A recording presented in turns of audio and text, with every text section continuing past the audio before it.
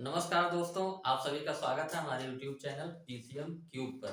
My self Saini Verma from NIT Agartala. आज हम लोग पूरक समुच्चय पर एक एग्जाम्पल देखेंगे और उसके बाद पूरक समुच्चय की कुछ प्रॉपर्टीज देखेंगे। हम लोग ऐसे देख चुके हैं पूरक समुच्चय क्या होता है, कॉम्प्लीमेंट ऑफ ए सेट। तो हम लोग जानते हैं कि एक यूनिवर्सल सेट U है और उसका उप समुच्चय कोई सेट A है। तो सेट ए का जो पूरक समुच्चय हम लोग डिफाइन करते हैं उन सारे एलिमेंट्स का समुच्चय जो यू में है लेकिन ए में नहीं है। एक छोटा सा एग्जांपल लेके हम लोग इसको रिवाइज कर लेते हैं। मान लेते हैं हम लोग ऐसे एक यूनिवर्सल सेट हमने डिफाइन किया AEIOU और सेट ए हम लोग ले लेते हैं, कोई एक सेट है AE। अब हम लोग निकालना चाहते हैं ए डैश, इसको क्या बोला जाता है, ए का पूरक समुच्चय। तो ए का पूरक समुच्चय जो डिफाइन होता है किसी भी सेट का, उन सभी अवयवों का समुच्चय जो यू में है लेकिन ए में नहीं है। ए जो है आपका नहीं रहेगा क्योंकि ये है आपका ए में, ई भी यहाँ पे है तो ये भी नहीं रहेगा। बाकी यानी यू से सारे ए के एलिमेंट्स को निकालने के बाद जो बचेगा वही आपका पूरक समुच्चय हो जाएगा, IOU। तो सीधे सीधे तौर पर हम लोग ये समझें कि किसी भी समुच्चय का पूरक समुच्चय जो होता है उस समुच्चय में वो सारे एलिमेंट्स जिसको मिला देने से वो यूनिवर्सल सेट बन जाएगा, वही उसका पूरक समुच्चय होता है। तो एक एग्जांपल यहाँ पे लिखा है, हम लोग इसको देखते हैं, उसके बाद कुछ इसकी प्रॉपर्टीज देखेंगे।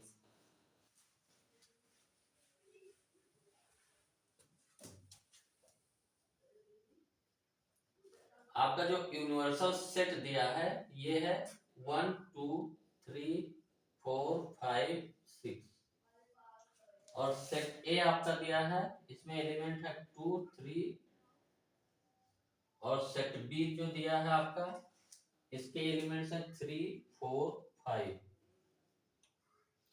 अब हमको यहाँ पे क्या क्या निकालना है, ए का पूरक समुच्चय निकालना है, बी का पूरक समुच्चय निकालना है, फिर ए का पूरक समुच्चय और बी के पूरक समुच्चय का सर्वनिष्ठ निकालना है, और ए यूनियन बी निकालना है, ए और बी का सम्मिलन निकालना है, और ये केस सिद्ध करना है कि ए यूनियन बी करने के बाद उसका पूरक समुच्चय जो होता है वो ए के पूरक समुच्चय और बी के पूरक समुच्चय के इंटरसेक्शन के बराबर होता है। तो एक चीज हम लोग करेंगे, सबसे पहले हम लोग ए डैश निकालते हैं, यानी ए का पूरक समुच्चय निकालते हैं। हम लोग ए का पूरक समुच्चय,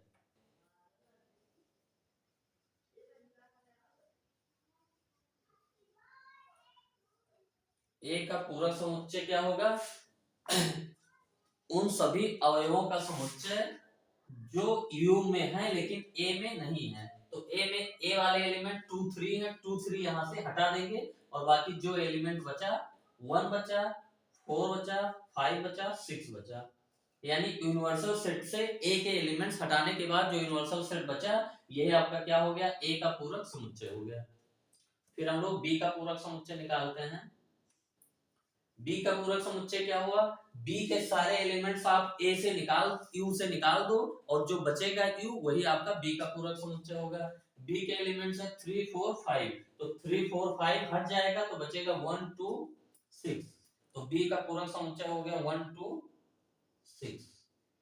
तो आपका 2 पॉइंट हो गया, ए का पूरक समुच्चय बी का पूरक समुच्चय पता चल गया। अब हम लोग यहाँ से ए के पूरक समुच्चय और बी के पूरक समुच्चय का सर्वनिष्ठ निकाल सकते हैं। ये क्या कह रहा है कि ए का पूरक समुच्चय एक समुच्चय होगा, बी का पूरक समुच्चय एक समुच्चय होगा, दोनों का सर्वनिष्ठ निकालना है। सर्वनिष्ठ का मतलब क्या होता है कि वो एलिमेंट्स दोनों सेट में हो। तो ए डैश यहाँ पे ये आपका लिखा है, ये ए का पूरक समुच्चय बी का पूरक समुच्चय ये लिखा है, अब दोनों में है। 1 यहाँ पे देखिए, यहाँ पे भी 1 हो गया, यहाँ पे 2 यहाँ पे है लेकिन यहाँ पे नहीं है, 6 यहाँ पे भी है और यहाँ पे भी है। तो ये आपका हो गया ए डैश इंटरसेक्शन बी डैश, ये हो गया। और ए यूनियन बी भी निकालना है, तो ए यूनियन बी हम लोग निकालते हैं, a union b. A union b क्या होगा कि ए के सारे एलिमेंट्स और बी के सारे एलिमेंट्स को आप इकट्ठा लिख दें और जो एलिमेंट्स रिपीट हो रहे हैं उनको हटा दीजिए। तो ए में एलिमेंट क्या है यहाँ पे देखिए 2 3 और बी में एलिमेंट क्या है 3 4 5।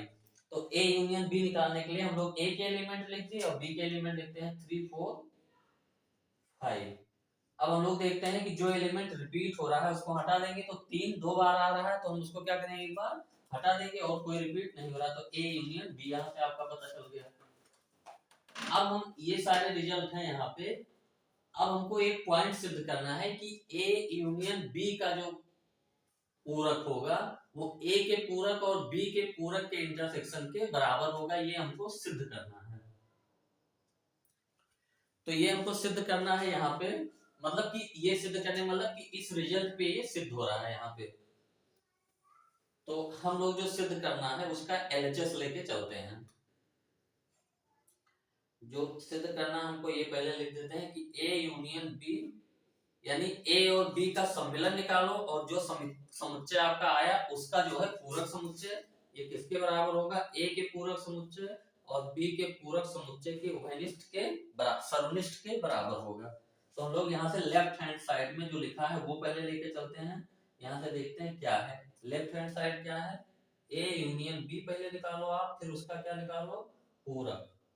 तो ए यूनियन बी हम लोग कहीं पे निकाल चुके हैं। ए यूनियन बी क्या है, 2 3 4 5। ए यूनियन बी आपका 2 3 4 5, इसका पूरक समुच्चय निकालना है, यानी यूनिवर्सल सेट से ए यूनियन बी के एलिमेंट्स हटा देने हैं। तो 2 3 4 5 हटाने के बाद बचेगा 1 और 6। तो ए यूनियन बी का जो कॉम्प्लीमेंट होगा वो क्या होगा, 1 6। ये एलएचएस आपका ये आ गया। आरएचएस हम लोग निकालते हैं। राइट हैंड साइड में क्या लिखा है आपका, राइट हैंड साइड में ए डैश इंटरसेक्शन बी डैश, यानी ए का पूरक और बी के पूरक का सर्वनिष्ठ निकालना है। तो ए का पूरक आपका कहां पे लिखा है, ये है ए का पूरक 1 4 5 6 और बी का पूरक है 1 2 6। तो इसमें 1 दोनों में है, 1 दोनों में है, 2 यहाँ पे है यहाँ नहीं है, 6 यहाँ पे है और यहाँ पे भी है, तो दोनों में आ गया ये 1 6। तो आप देखिए ए यूनियन बी का जो कॉम्प्लीमेंट आया वो a complement intersection b complement के बराबर है। तो यहाँ से हम लोग क्या देख रहे हैं, लेफ्ट हैंड साइड और राइट हैंड साइड यहाँ पे इक्वल है, इसीलिए आपका क्या हो गया, ये वेरीफाई हो गया। ये एक रूल है, इसको डिमॉर्गन रूल बोला जाता है, अभी हम लोग इसको देखेंगे। तो ये आपका एक एग्जांपल हो गया पूरक समुच्चय पे, जिससे पूरा आपका कॉन्सेप्ट रिवाइज हो गया। अब हम लोग कुछ प्रॉपर्टीज देखते हैं, पूरक समुच्चय के कुछ गुणधर्म हम लोग देखते हैं एक एक करके, और उसको वेन डायग्राम से हम लोग समझेंगे भी।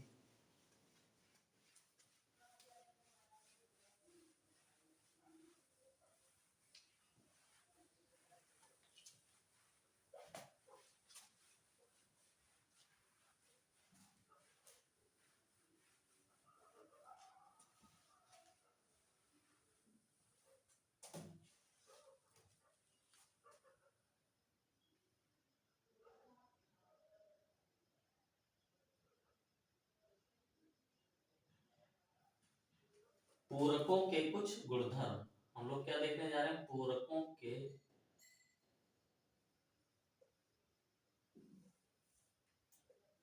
कुछ गुणधर्म।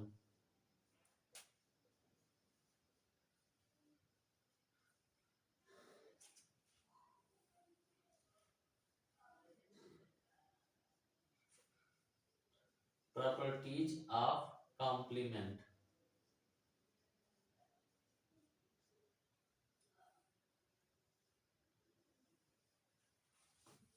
तो पूरक की डिफिनेशन हम लोग यहाँ पे एक बार और लिख देते हैं। जो ए का पूरक डिफाइन है वो क्या होता है, सभी एक्स का समुच्चय, उन सभी एक्स का समुच्चय जो आपके यू में तो है, यानी यूनिवर्सल सेट में मौजूद है, लेकिन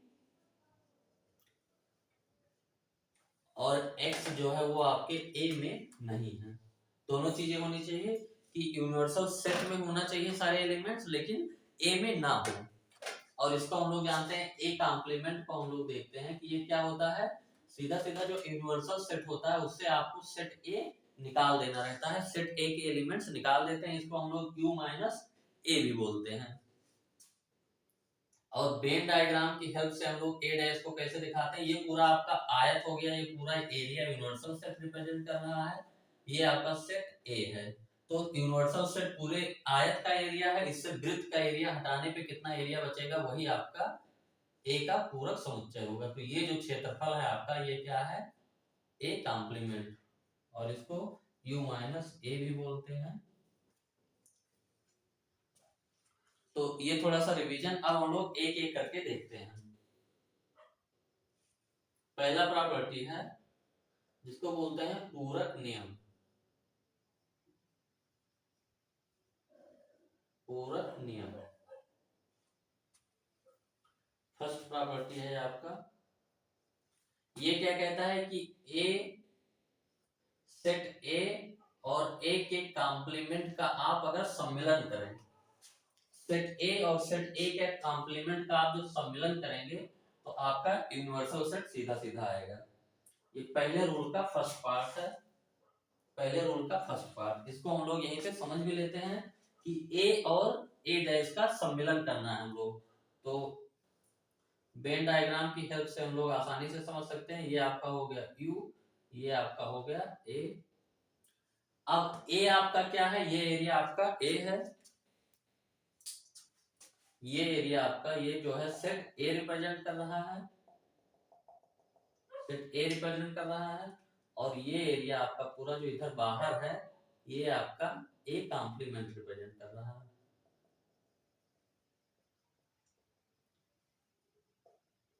यानी क्रॉस वाला एरिया आपका क्या रिप्रेजेंट कर रहा है, क्रॉस वाला एरिया आपका ए कॉम्प्लीमेंट रिप्रेजेंट कर रहा है, और डॉटेड वाला एरिया आपका क्या रिप्रेजेंट कर रहा है, इससे ए है। अब हम लोग देखिए इन दोनों का सम्मिलन करना है, मिलाना है दोनों को। तो ये सारे एलिमेंट्स, ये पूरा यूनिवर्सल सेट आपका दिख रहा है कि नहीं दिख रहा है, यानी ये पूरा यूनिवर्सल सेट आ गया। यानी ए डैश यूनियन ए, या ऐसे ए यूनियन ए डैश जो है दोनों एक ही चीज है, बराबर क्या होगा आपका यूनिवर्सल सेट। ये पूरक नियम जो है पहली प्रॉपर्टी हो गई। सेकंड प्रॉपर्टी आपकी है a intersection a dash equal to 5। Second property आपका क्या कह रहा है कि ए का आप इंटरसेक्शन ए डैश के साथ लेंगे, ए का इंटरसेक्शन ए डैश के साथ, यानी ए और ए डैश में सर्वनिष्ठ जो है वो कुछ नहीं होगा। तो हम लोग जानते हैं ये आपका यूनिवर्सल सेट Q है और आपका ये A है, ठीक है। ये एरिया डॉट वाला आपका पूरा A रिप्रेजेंट कर रहा है, और ये क्रॉस वाला एरिया आपका A डैश रिप्रेजेंट कर रहा है। अब देखिए ए सेट ए और सेट ए डैश में कुछ भी कॉमन है, एक भी एलिमेंट दोनों में उभयनिष्ठ नहीं है, इसलिए हम लोग क्या कहेंगे a intersection a dash equal to 5। फिर उसके बाद सेकेंड लॉ है जो हम लोग अभी प्रूव कर चुके हैं। सेकेंड का जो फर्स्ट पार्ट है वो है कि ए यूनियन बी का कॉम्प्लीमेंट आप करोगे तो ये आएगा ए कॉम्प्लीमेंट और बी कॉम्प्लीमेंट का इंटरसेक्शन।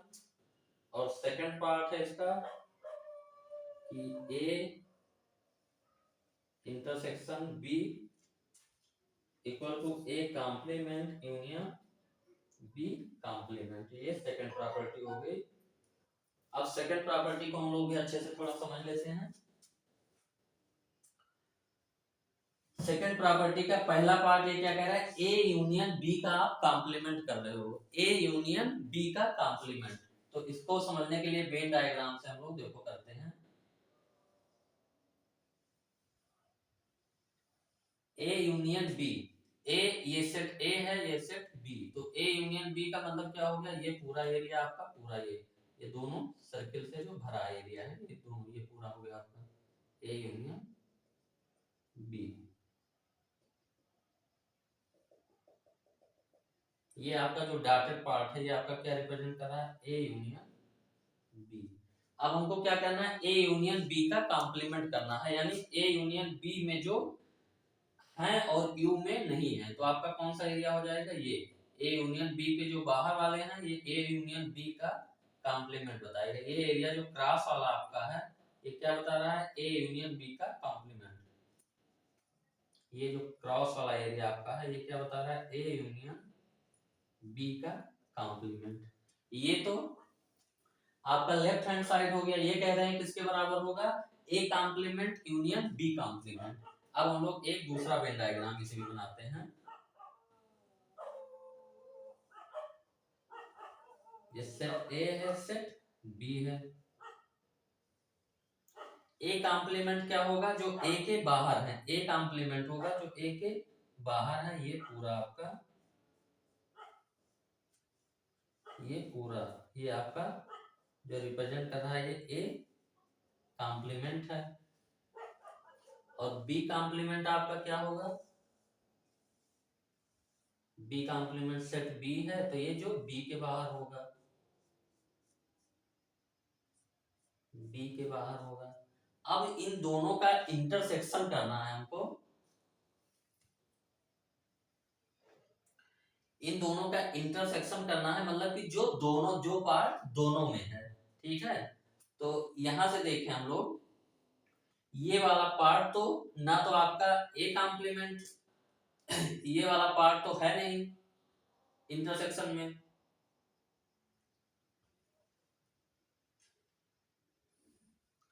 एक सेकंड, हम लोग इसको जो है दोबारा बना लेते हैं।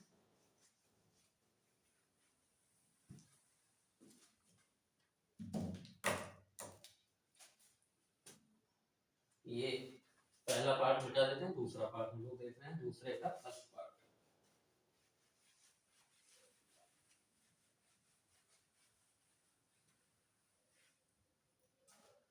ये हम लोग एलएचएस लेके चलते हैं, पहले एलएचएस देखते हैं। एलएचएस आपका क्या है, ए यूनियन बी का कॉम्प्लीमेंट, इसको वेन डायग्राम से हम लोग देखते हैं।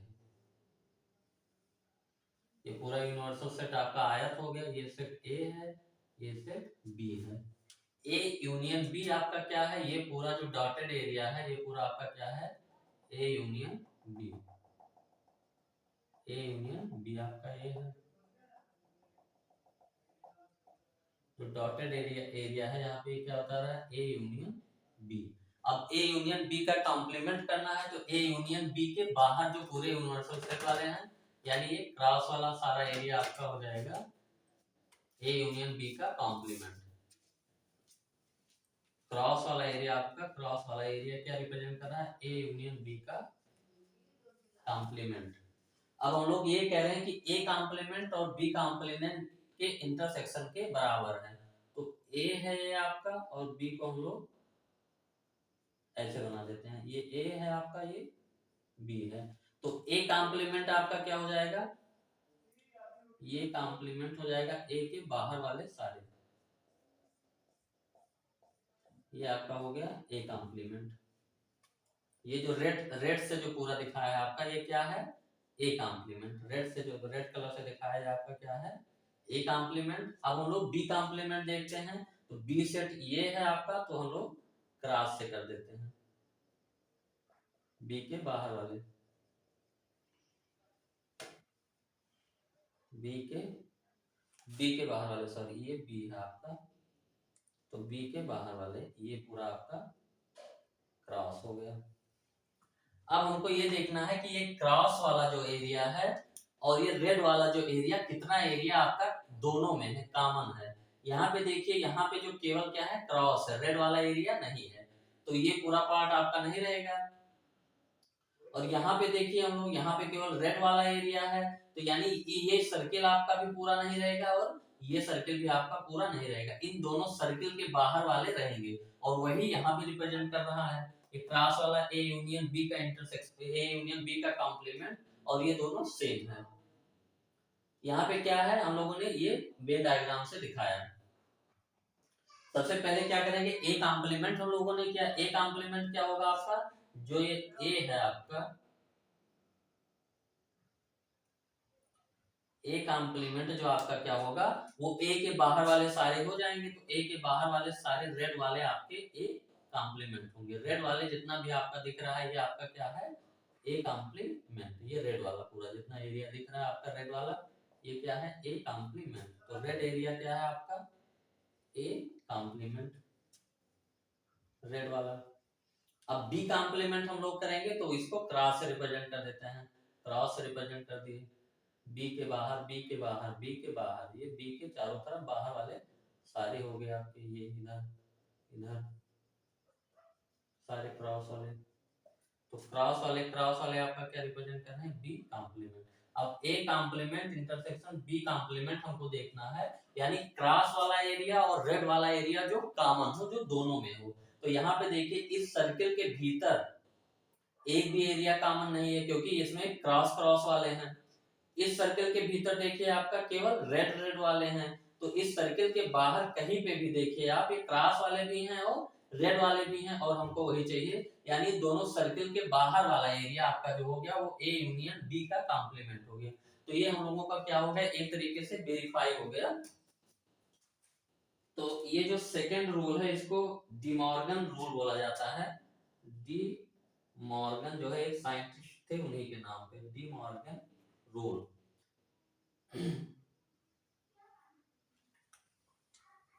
तो इसका जो, इसको याद रखने का तरीका क्या है डी मॉर्गन रूल का, कि ए यूनियन बी का आप कॉम्प्लीमेंट करेंगे तो सिंगल सिंगल जब कॉम्प्लीमेंट डिवाइड होगा तो यूनियन वाला किस में बदल जाएगा, इंटरसेक्शन में बदल जाएगा, ऐसे याद रखते हैं। और यहाँ पे ए इंटरसेक्शन बी,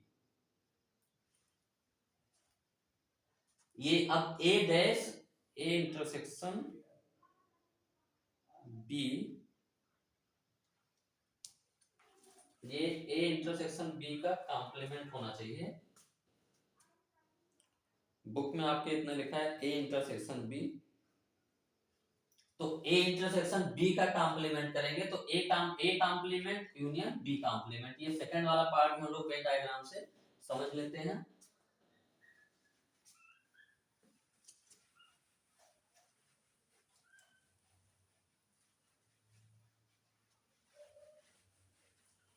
सेकंड वाला पार्ट हम लोग वेन डायग्राम की मदद से समझेंगे। ये कह रहा है कि ए और बी के इंटरसेक्शन का आप कॉम्प्लीमेंट करो।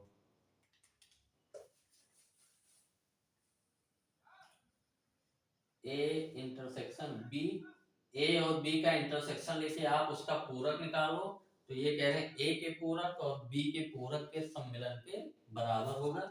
हम लोग इस साइड में लेफ्ट हैंड साइड को दिखाने की कोशिश करेंगे। ये आपका यूनिवर्सल सेट हो गया, ये आपका सेट ए हो गया, एक सेट बी हो गया, ये सेट ए हो गया, ये सेट बी हो गया आपका। अब ए इंटरसेक्शन बी का कॉम्प्लीमेंट करना है, तो सबसे पहले हम लोग क्या करेंगे, ए और बी में इंटरसेक्शन क्या है, ए और बी में जो कॉमन एरिया क्या है, ये हो गया आपका ए इंटरसेक्शन बी।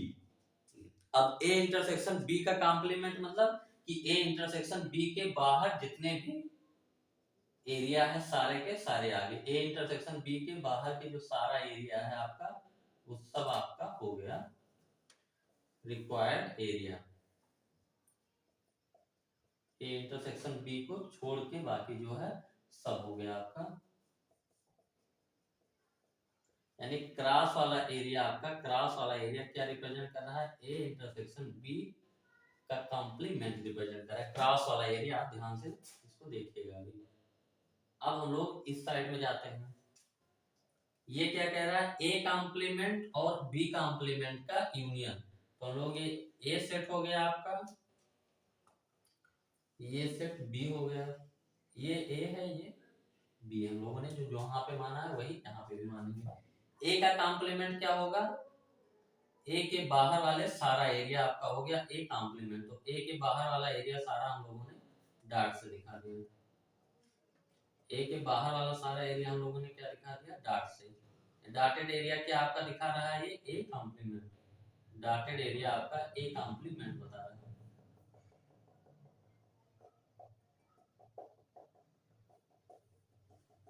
ए के बाहर वाले सारे एलिमेंट, ये डॉटेड जो एरिया है ये आपका ए कॉम्प्लीमेंट। अब बी कॉम्प्लीमेंट भी हमको इसी में दिखाना है, तो बी के बाहर वाला एरिया हम इसको क्रॉस से दिखा देते हैं, जो बी के बाहर एरिया है, बी के जो बाहर एरिया है ये बी कॉम्प्लीमेंट है, और बी कॉम्प्लीमेंट को हम लोगों ने क्रॉस से दिखा दिया, बी के बाहर सारा एरिया क्रॉस से।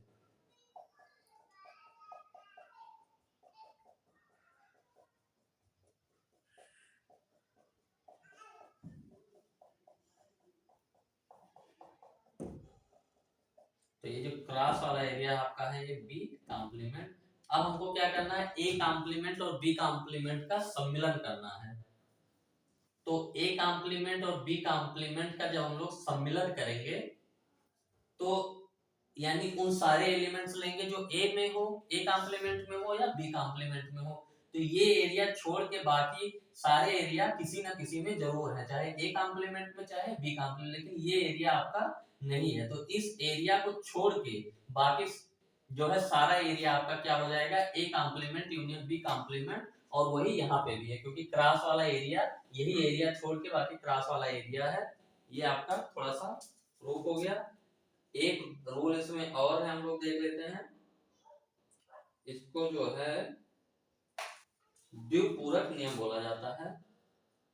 द्विपूरक नियम ये क्या कहता है कि एक एक कॉम्प्लीमेंट का कॉम्प्लीमेंट आप करोगे तो यूनिवर्सल सेट आएगा आपका।